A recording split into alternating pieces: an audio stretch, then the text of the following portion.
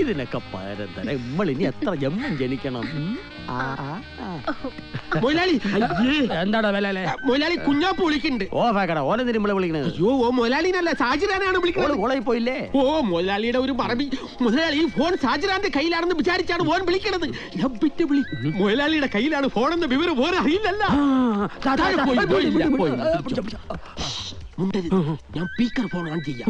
ഓൻ എന്താണ് പറയണെന്ന് നമുക്ക് കേൾക്കാവല്ല. എന്റെ പഞ്ചാരമുത്തെ, ഇന്നലെ നിന്റെ ആ ഇരണംകെട്ട തന്ത ഇബ്ലീസ് ഹാജി കൂടെ ഉണ്ടായിരുന്നോണ്ട് ഒന്ന് വർത്താനം പറയാൻ കൂടി പറ്റിയില്ല. നിന്നെ ഒന്ന് കാണാനും മിണ്ടാനും കൊതിയാവുന്ന പൊന്നേ. ആ പന്നീന്റെ മോന്റെ മോറ് നോക്കി അനക്ക് ബാപ്പാന്ന് വിളിക്കാൻ എങ്ങനെ തോന്നുന്നെന്റെ കരളെ? അയാൾക്ക് വല്ല പരാമറോ എക്കലക്സോ കലക്കി കൊടുത്തങ്ങ് കൊല്ലടി.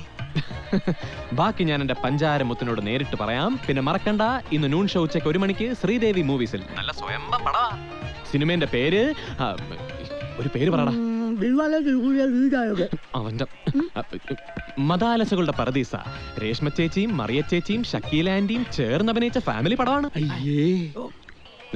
ഇന്ന് നമ്മൾ ആ പടം കൊണ്ട്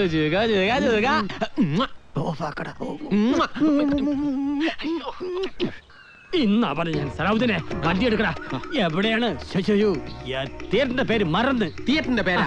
അല്ലോ ഞാനും മറന്നു. പിക്ചറിന്റെ പേരെന്താണ്? മദാലസകളുടെ പരദീസ. മസാല ദോശ. വണ്ടി എടുക്കടാ. ഇങ്ങനത്തെ മനസ്സിനെ പത്തിരി കൊയ്ക്കറി തിന്നാണ്ട് ഈ മണ്ടെന്ന് പിക്ചർ കാണാൻ പോവാണ്. മസാല ദോശന്റെ മാങ്ങാത്തൊലി. നിങ്ങൾ വന്നാൽ വണ്ടി എടുക്കടാ. അങ്ങനെ ഇന്നത്തേക്കായി ഇബ്ലീസ് ഹാജിയാർക്ക് പടിയായി. കുഞ്ഞാപ്പൂ, എടാ കുഞ്ഞാപ്പൂ, നമ്മുടെ 1067 മുരളിയുടെ വണ്ടി വിളിച്ചുകൊണ്ടിരിക്കുന്നത് സേട്ടുവിന്റെ ഗുണ്ടാളാ. അവൻ 3 അടവ് തെറ്റിച്ചിരുന്നു. അവരെങ്ങോട്ടാ പോയത്? മഞ്ചേരിയിലേക്കാണ് പറഞ്ഞത്. അല്ലടാ, ഒരു വണ്ടി വിളിക്കുമ്പോ ഞാൻ ഉണ്ടായിരുന്നു.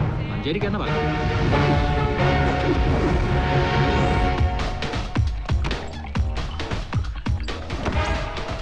ഇപ്പൊ എല്ലാരും കൂടെ വരണ്ട.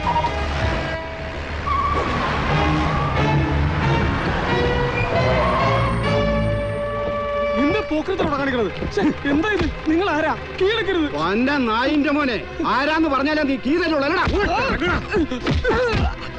ഈസി കാശ് വാങ്ങിയ തിരിച്ചടക്കണോടാ. ഞാൻ അളവ് നിർത്താം. എന്നെ ജീപ്പ് കൊണ്ടുപോരുത്.